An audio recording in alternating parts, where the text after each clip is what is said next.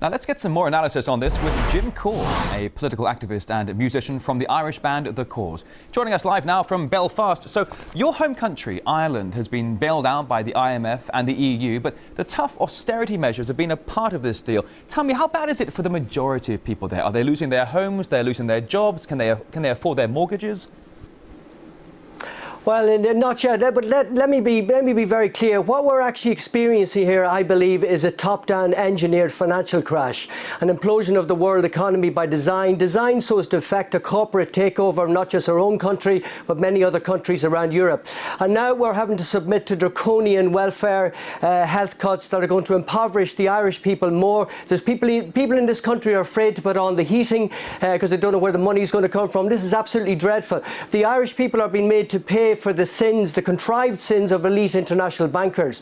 We had a situation where 34 billion of taxpayer money was pumped into the bottomless pit known as Anglo-Irish Bank.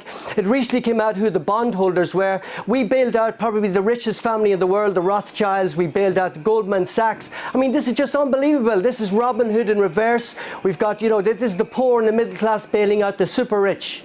So you're saying when it comes to the issue of blame, the blame lies at the top of the economic food chain, the banks, the governments and fraudulent practices?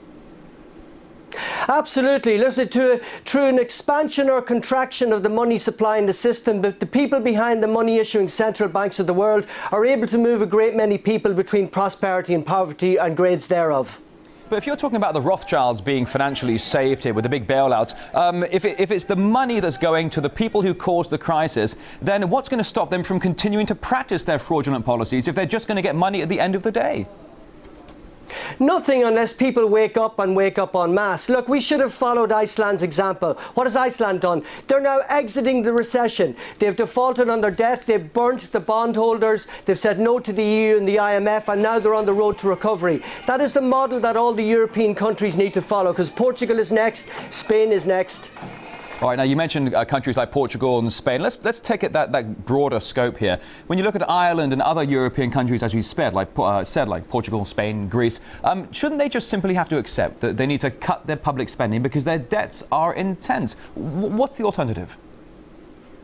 Absolutely not. Well, look, we are actually a very, very rich nation, and a lot of Irish people are wakening up to this here. We've got oil and gas reserves off the west coast of this country which could amount to possibly trillions of euros worth of gas and oil. We could solve our debt problems practically overnight if we wanted.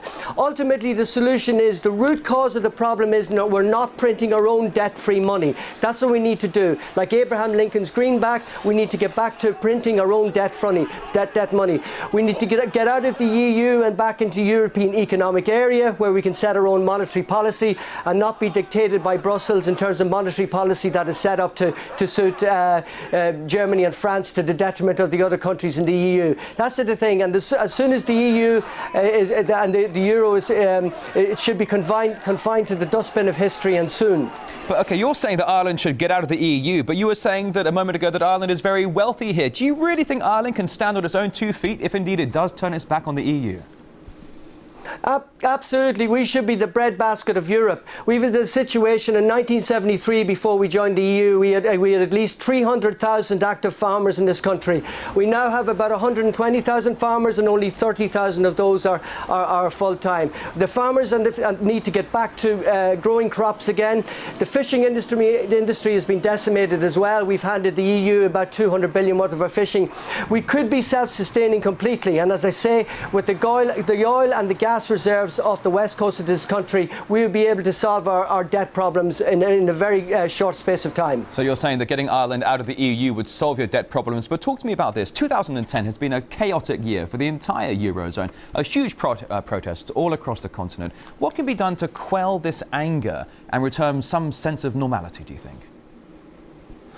Well, I think obviously our government, and I can speak for Ireland, they're pandering to the EU, being dictated by EU.